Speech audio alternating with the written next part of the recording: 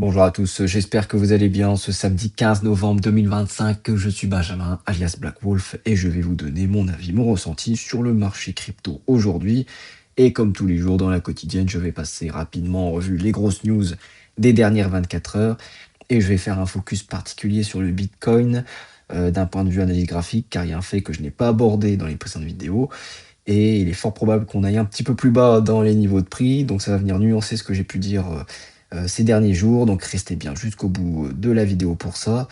Et on a un marché aujourd'hui qui est plutôt à l'équilibre, on est à 0,39% de hausse sur le top 100.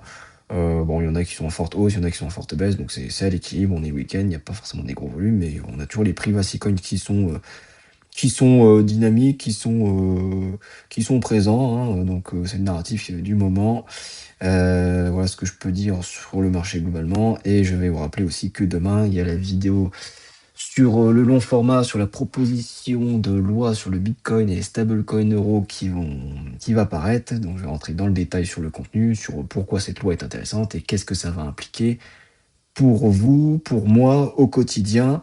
Donc abonnez-vous pour ceux que ce n'est pas déjà fait. Et je vais rentrer tout de suite dans le vif du sujet, sur les news du moment. Donc j'en avais parlé hier sur la première actualité, c'est sur les ETF. Les ETF, et ben, sur les 11 ETF spot Bitcoin aux États-Unis, et ben, on a eu un enregistrement de sortie nette de 969 millions de dollars. Donc ça, c'était jeudi, et c'est le deuxième plus grand retrait jamais observé depuis les ETF Bitcoin. Et sur les 3 dernières semaines, on a même ces ETF qui ont perdu environ 2,6 milliards de dollars. Et cette sortie, eh ben, elle coïncide avec la chute du BTC sous le seuil technique des 5 000 dollars, et ça renforce eh ben, le climat de repli. Donc les ETF qui ont un gros rôle dans le retrait et la correction actuelle. On a ensuite, là on parle plus de l'XRP, donc on a eu un lancement record de l'ETF XRP récemment, et on a eu 250 millions de dollars d'entrée dès le premier jour de lancement. Et ça pourrait, ça c'est plutôt un bon signe au niveau des altcoins. On a eu un modèle de création-rédemption qui pourrait échanger directement des tokens XRP pour des parts d'ETF.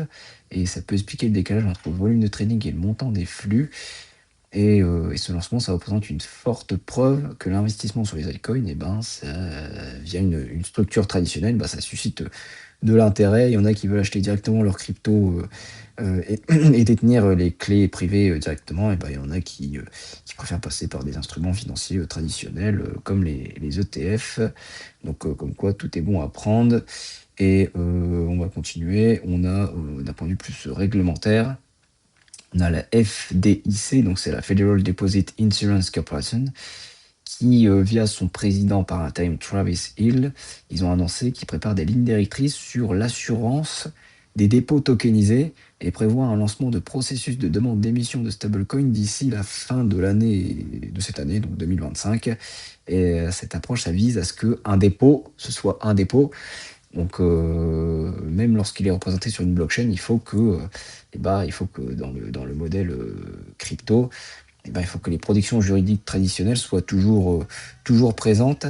Et on parle là des actifs, des RWA, au final, des Real World Assets, tout ce qui est actifs tokenisés, ils ont déjà dépassé 24 milliards de dollars cette année, ce qui illustre l'ampleur de la tendance sur les RWA.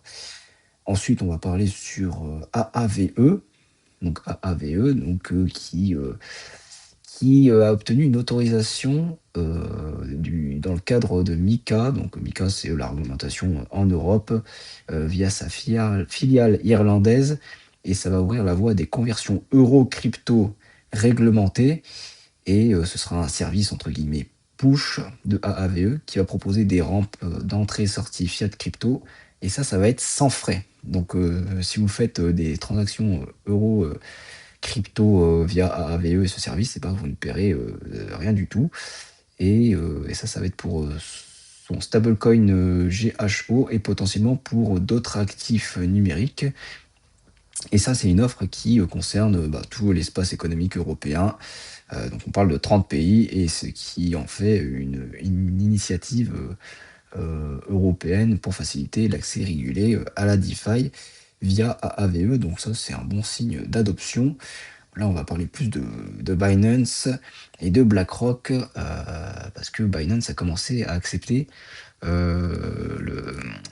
token qui s'appelle le BUILD. C'est le BUILD de BlackRock comme collatéral hors échange. Donc c'est en dehors de l'exchange, et ça va être pour les clients institutionnels, et ça va leur permettre de maintenir leurs actifs chez des custodians tout en tradant. Et le BUILD, donc c'est un fonds monétaire tokenisé qui est adossé des bons du trésor américain, et ça va donner un actif, ça donne un actif de rendement modéré, mais avec une faible volatilité, et ça va être utilisé comme collatéral. Et c'est un mouvement qui s'inscrit une fois de plus dans les RWA, dans un écosystème crypto où les actifs financiers traditionnels sont tokenisés, et ça sert à alimenter l'infrastructure crypto.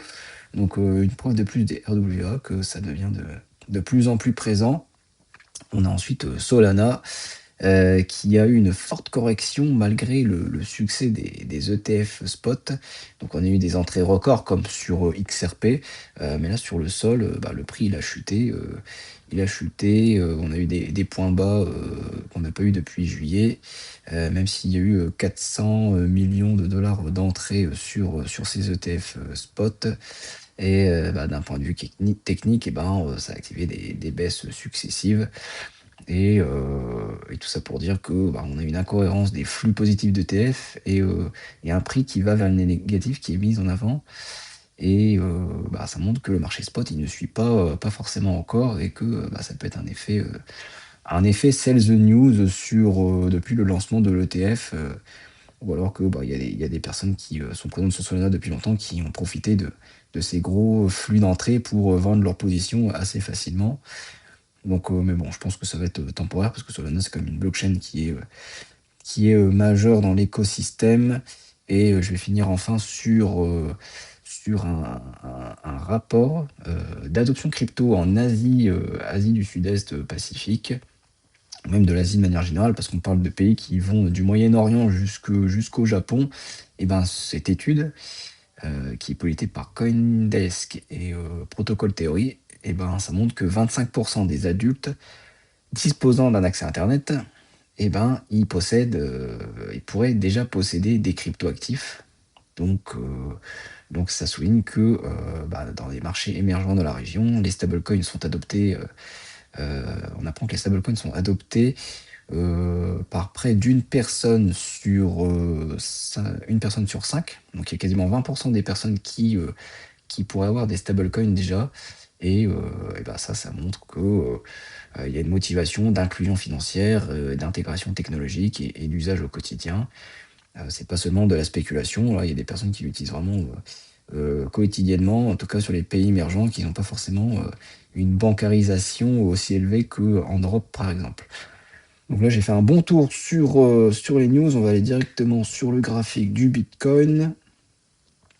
Donc là, pour rappeler, on va revenir en arrière, du moins reculer sur le graphique pour rappeler que là, actuellement, on suit la grosse train en rouge rosé, donc c'est le bull run actuel, et que je vous avais dit que si on passerait en dessous des 94, ça pourrait être un signal de bull run, comme ça a pu l'être dans le passé, avec la grosse traîne en orange qu'on a ici. C'était un bon signal.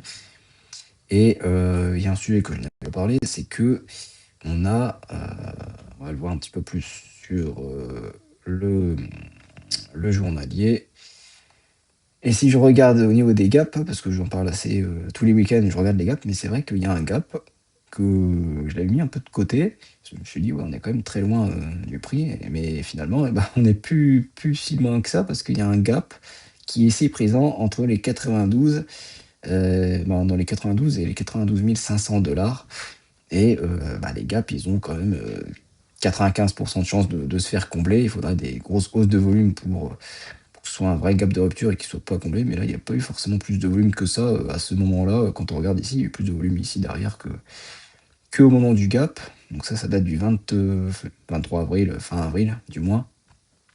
Et on pourrait rejoindre avoir au moins une mèche rapidement sur ces niveaux de prix des 93 000, comme on est en train de faire actuellement. Là, on est en train d'avoir une grosse bougie rouge là, qui est en train de suivre son cours. Là, actuellement, on est à 95 000. Alors là, je suis toujours sur le prix, je suis toujours sur le CME. Je vais revenir sur le prix dynamique. Donc là, actuellement, on est à 95 000 toujours. Donc on est sur, on est en train de rebondir sur la trend orange, enfin la trend rouge qui matérialise le bull run. On est revenu sur notre biseau descendant juste en dessous. Donc est-ce que le biseau il est en train d'être cassé? On est toujours samedi, donc il reste dimanche soir pour la clôture de la semaine. Donc ça reste à voir, mais comme il y a le gap qui est présent, le cours il se fait aspirer par le gap parce que comme il y a un trou dans le cours, comme je l'ai dit, il y a 95% de chances qu'il se fasse combler. Donc pour moi, il est quand même fort probable, vu qu'on est quand même très très proche, que le gap se fasse combler et qu'on arrive sur les 93 000 $, même si on perce, on a déjà percé notre biseau d'expansion en bleu. Là, on est en train de percer le biseau descendant, on est en train de percer notre trend en rouge. Et si on a une mèche jusqu'à 93 000, mais que la semaine prochaine, ça remonte rapidement, bon, j'ai envie de dire, c'était un fait technique, on s'est fait aspirer, mais il y a un rebond qui s'opère derrière. Donc à la rigueur, voilà, s'il y a un rebond technique très rapide sur la semaine prochaine, ça ne va pas valider forcément le bull run, j'ai envie de dire, le bear market. Il faudrait qu'on ait une clôture. Après, c'est vrai qu'on a la clôture mensuelle, parce qu'on est à la mi-novembre, donc j'ai envie de dire, d'ici la fin du mois, si ça clôture au-dessus au moins au moins de la trend en rouge, on va pas dire qu'on est en bear market. Surtout que là, il y a le shutdown qui s'est arrêté aux États-Unis. Donc il y a les chiffres qui vont être republiés d'un point de vue statistique, et puis ça va être la feuille de route pour la Fed pour les décisions qui vont être prises en décembre. Et ça, c'est quelque chose qui va être important, parce que là, on navigue clairement encore dans le brouillard tant qu'on n'a pas des statistiques. Et j'ai lu une info que les chiffres d'octobre, ils vont pas être forcément publiés. Donc là, on navigue vraiment à vue. Là, les points de passage qu'on voit, c'est le gap CME qui est 93 000. Et là, on est en train de se faire aspirer, malheureusement. Mais je pense que d'ici la fin du mois, il faudrait qu'on ait un rebond quand même au-dessus de notre trade en rouge. Donc c'est ce que je vois là actuellement. Mais on va suivre ça ces prochains jours.